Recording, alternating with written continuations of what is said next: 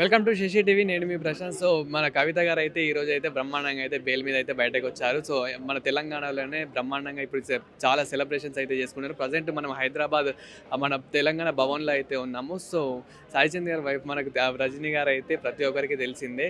So madam ఎలా అనిపిస్తుంది? మన కవిత గారు అయితే బెయిల్ మీద అయితే బయటకు రావడం అయితే జరిగింది. 5 నెలల తర్వాత ఎంతో కాలం నుంచి అయితే ఎదురు చూస్తున్న మూమెంట్ అయితే మనకు రానే వచ్చేసింది. మీకు ఎలా అనిపిస్తుంది? ఒకటి మొదటి నుంచి కూడా ఈ కేసు అక్రమమైన కేసు అని చెప్తున్నారు. అంతెందుకు ఇదే కాంగ్రెస్ పార్టీ ఇండియా కూటమిలో ఉన్న కేజ్రీవాల్ పట్ల ఇదే కేసు విషయంలో మనీష్ సిసోడియా గారి మీద పెట్టిన ఈ కేసు అదే కేసు విషయంలో కవితక్క గారి విషయంలోనే కదండి, ఇదంతా ఒకటే కేసు కదా. ఈ కేసు విషయంలో వాళ్ళకి బెయిల్ వచ్చిన సందర్భంలో వాళ్ళను ఢిల్లీ సాక్షిగా అరెస్ట్ చేసిన సందర్భంలో కూడా ఇదే కాంగ్రెస్ పార్టీ కేంద్రంలో ఉన్న రాహుల్ గాంధీ గారు ఇది అక్రమమైన కేసు అని చెప్పారు.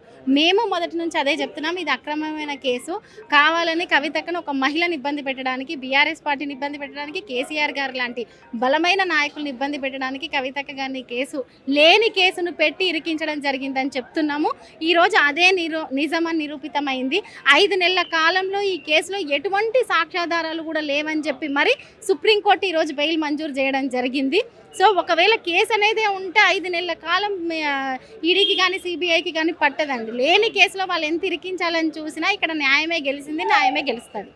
అవునండి. అంటే మనకు వేరే వాళ్ళు కూడా లిక్కర్ స్కామ్లో ఉన్న వాళ్ళు చాలా మందిని మనం చూసాం. కానీ వాళ్ళు బెయిల్ మీద తొందరలోనే వచ్చారు. కానీ కవిత గారిని బెయిల్ మీద అంటే రానివ్వకుండానే చూసారు చాలా మట్టుకైతే. చాలా వరకు చాలా అడ్డంకులు ఎదురైనప్పటికీ ఒక న్యాయం మీద, జ్యుడిషియల్ మీద మాకు నమ్మకం ఉంది. కాబట్టి ఈరోజు సుప్రీంకోర్టు ఇచ్చిన తీర్పును మేము స్వాగతిస్తున్నాము.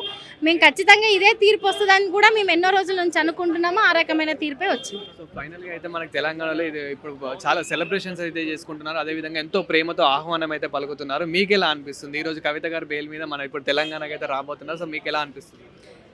ఒకటండి, తెలంగాణ వ్యాప్తంగా తెలంగాణ ఉద్యమకారులు కావచ్చు, తెలంగాణ మీద అభిమానం ఉన్న వాళ్ళు, పార్టీ శ్రేణులు ప్రతి ఒక్కరు ఎన్నో రోజుల నుంచి ఈ కేసు విషయంలో ఖచ్చితంగా కవితక్క గారు ఎటువంటి అది లేకుండా బయటకు వస్తారు అనేది నమ్మిర్రు. అదే జరిగింది.